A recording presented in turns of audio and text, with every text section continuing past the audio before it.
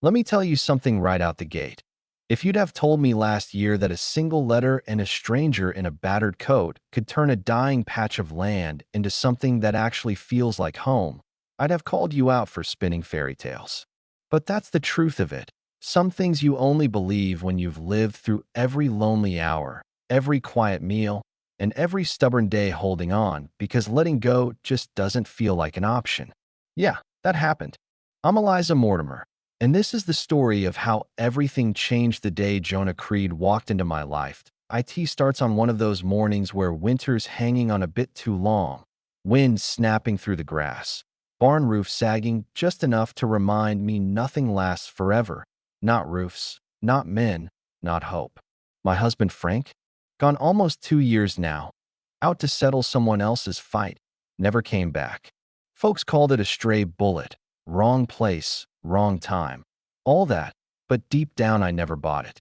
The ranch just got quieter.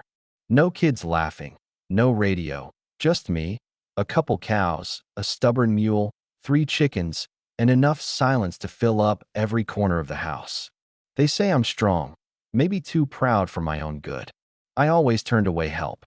I wanted to keep this place running the way Frank would have wanted, but the truth is, I was worn to the bone and barely treading water. Then the letter from the bank arrived. 2 months, or they'd take the ranch. I'd sold what I could, worked every hour daylight gave me, and still, it wasn't enough. That night, sitting by the fire, I spot this ad in the back of the newspaper. Seeking marriage in the West. Honest men looking for wives. Start fresh. First thing I do is laugh, 'cause the idea of ordering a husband by mail feels like the punchline to a joke only the desperate would tell. But something about that ad gnawed at me, especially as the fire burned low and I couldn't stop thinking about how empty everything sounded that I wrote a letter. Not about love, not about needing a hero, just the truth. I told whoever might read it about the land, the quiet, the way the sky feels when there's no one to share it with. If you're honest and kind, I wrote, I'll welcome you here. Next morning, I dropped it at the general store and tried to forget about it. Weeks passed. No reply. I told myself I wasn't waiting, but let's be real. Every day I checked that mailbox, heart thumping. Then, one morning, there it was. Envelope, worn from the road. His name was Jonah Creed. No land, no money, no family. Just a promise. I'll come with nothing but 2 hands and my word. If that's enough, I'll be there by the end of the month. I read that line over and over. 2 hands and my word. And for the first time in a long while, something inside me stirred that I started fixing up the spare room, baking bread, mending an old coat. It was like prepping for a storm. Only this time, I was hoping for something to break through. When Jonah finally stepped off that train, thin and quiet but standing tall, I almost lost my nerve. His coat barely fit, boots worn clean through, eyes calm like a man who's already survived more than he cares to explain. We just looked at each other. I stuck out my hand. He took it, warm and steady. I'm Eliza, Jonah. And just like that, we got into the wagon and rode out to the ranch without a single word wasted. You know, some people enter a place and start picking it apart, laugh at the leaning fence, point out what's broken. Not Jonah. He touched the old wood, knelt in the dry dirt, and nodded like he could see something worth saving. When I showed him the house, small and neat but nothing fancy, he just rolled up his sleeves and asked where to start.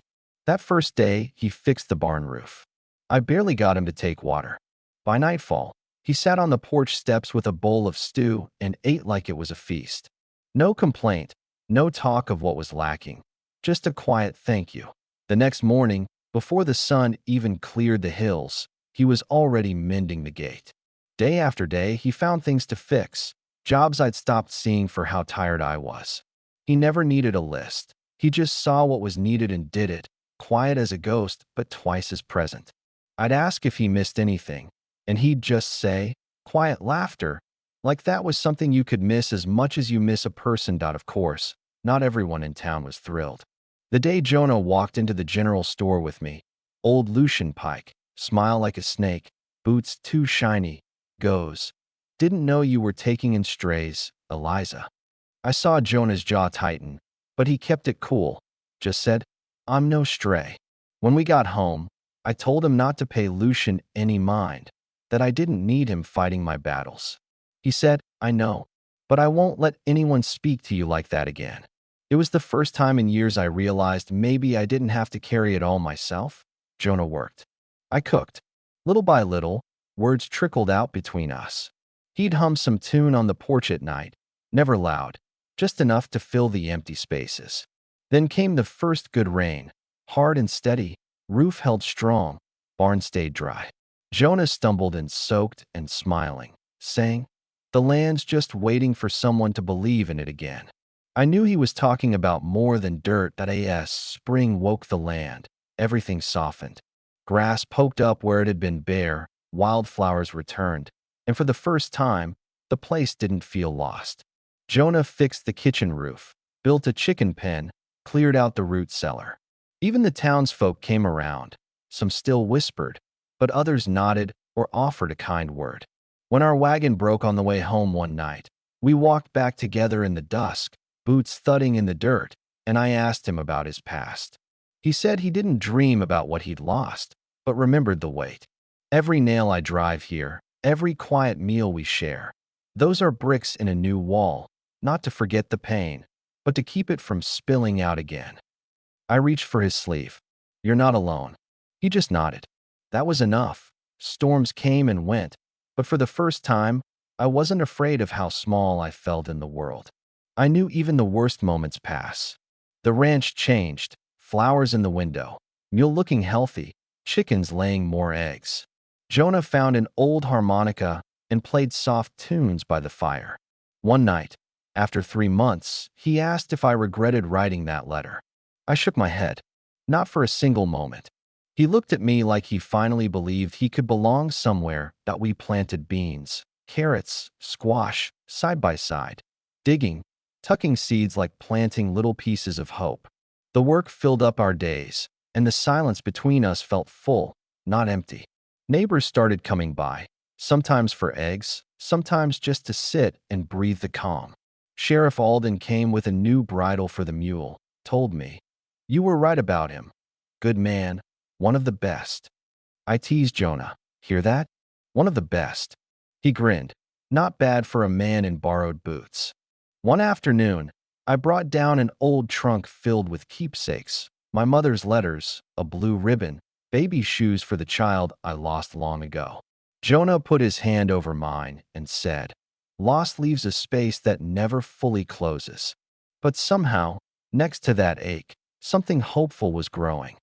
That summer passed slow and sweet. Jonah carved a sign, Creed Farm, and posted it at the field's edge. You didn't ask me before carving this, I joked. Only put into wood what was already true, he said. That fall, under a tree with a handful of friends, we promised each other the rest of our days. No fancy dress, just a silver band Jonah shaped from an old spoon, but it was perfect. Through each season, the land got stronger, and so did we. Jonah, once the man from nowhere, became husband, farmer, friend. The house was full of music, laughter, good food, and folks who wanted to share in what we'd built. If you ever wander out by those hills, you might see the sign for Creed Farm, or a woman in a blue ribbon walking among rows of green. You might hear the low tune of a harmonica and know what second chances sound like. So, if this story touched you, if it made you hope, or reminded you that even after the hardest winters, spring can find its way back, tell me what you think. Do you believe in starting over? In the power of 2 hands and a promise? Share your story below, because I'm telling you, sometimes what feels like the end is just where you begin again.